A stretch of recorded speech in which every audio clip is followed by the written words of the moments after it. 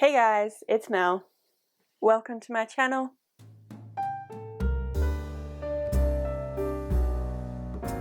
So you're probably wondering what on earth is going on. Well, it is day 3 of the Because We Can Readathon, and I'm about to do one of the daily video challenges. Day 3 is to recreate a first date between two literary characters.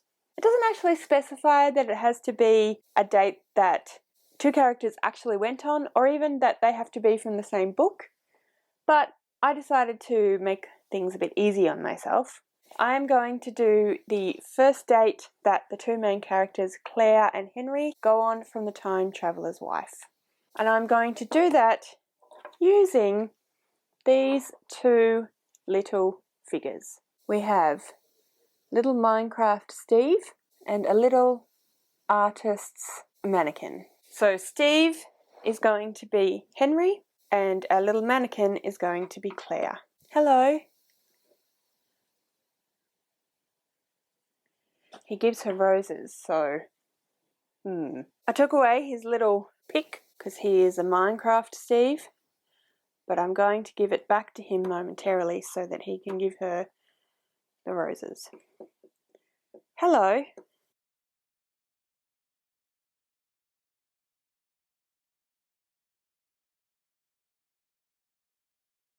Well, this is getting off to a great start.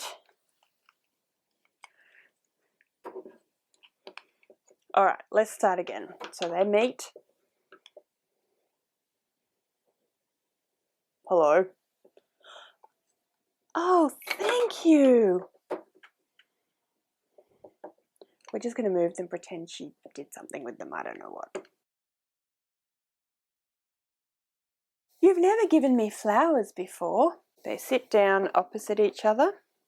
This is our table. It's actually the lid of a Tupperware container and another container underneath. We're just going to make this the waitress. Here's the waitress giving the menus. Tell me. What? Everything. I mean, do you understand why I don't know you? I'm terribly sorry about that. Oh no, you shouldn't be. I mean, I know why that is.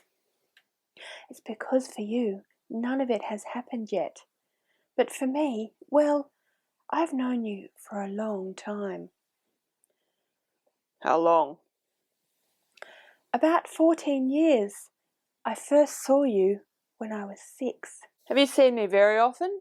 Or just a few times? The last time I saw you, you told me to bring this to dinner when we met again. And she shows him a blue child's diary. So here, you can have this. I'm going to be the narrator as well. I think that will be easier.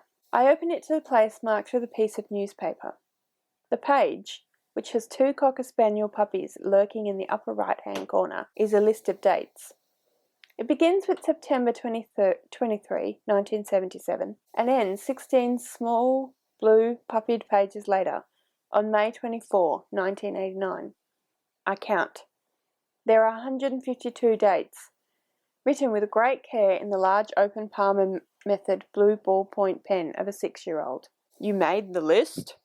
These are all accurate. Actually, you dictated this to me. You told me a few years ago that you memorized the dates from this list, so I don't know how exactly this exists. I mean, it seems sort of like a Mobius strip. But they are accurate. I use them to know when to go down to the meadow to meet you. The waitress for their order.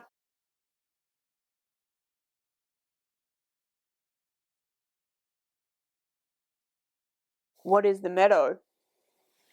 I am practically hopping with excitement. I have never met anyone from my future before, much less a Botticelli who has encountered me 152 times. The meadow is a part of my parents' place up in Michigan. There's woods at one edge of it and the house on the opposite end. More or less in the middle is a clearing, about 10 feet in diameter, with a big rock in it. And if you're in the clearing, no one at the house can see you, because the land swells up and then dips in the clearing.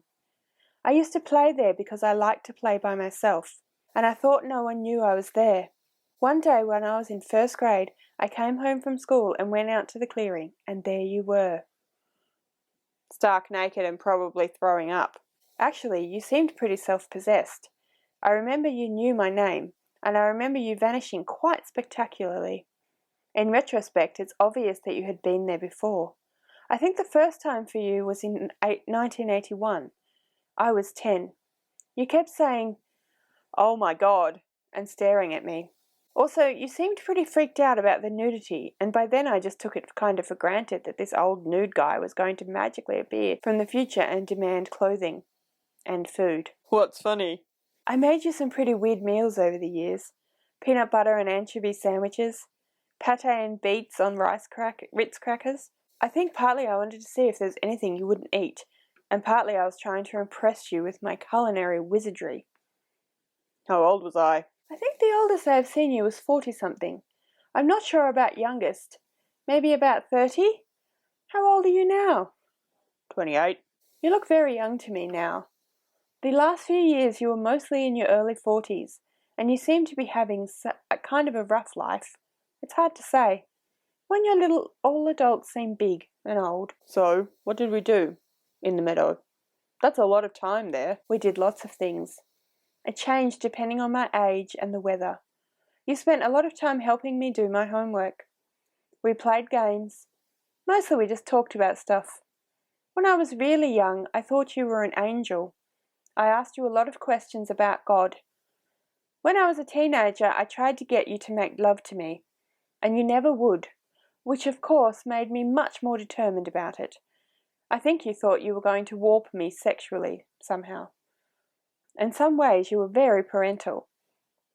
Oh, that's probably good news, but somehow at the moment I don't seem to be wanting to be thought of as parental. What about winter? Michigan winters are pretty extreme. I used to smuggle you into our basement.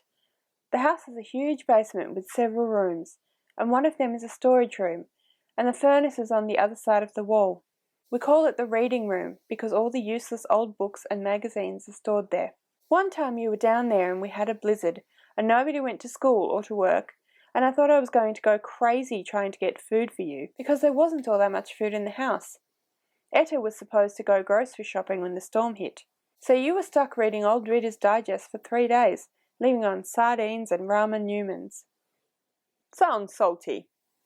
I'll look forward to it. And they carry on having dinner and chatting and getting to know each other sort of, although Claire has known him for her whole life, as we discovered, and he's only just met her, so it's quite a strange date that they go on. To be completely honest with you, I am a little bit too tired and a little bit too lazy to do the entire date. So I'm just going to give you that quick first snapshot. So we'll say goodbye to Henry and goodbye to Claire. I think they actually left together, but we'll just pretend. So to give you a little bit of an explanation, I hadn't really decided which of the video challenges I was going to attempt, but today is my regular upload day, so I thought that it would be fun to upload this challenge.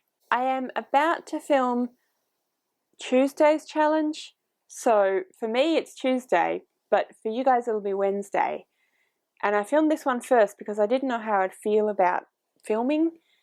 I just got home from work and I'm pretty tired, to be honest. But I do enjoy filming, so I think I will film Tuesdays, which means that I'm going to have to explain all that again, but anyway.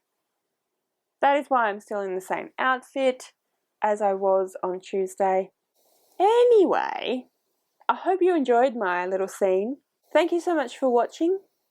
If you liked my video, please give me a thumbs up. Don't forget to subscribe to my channel, and I'll see you next time.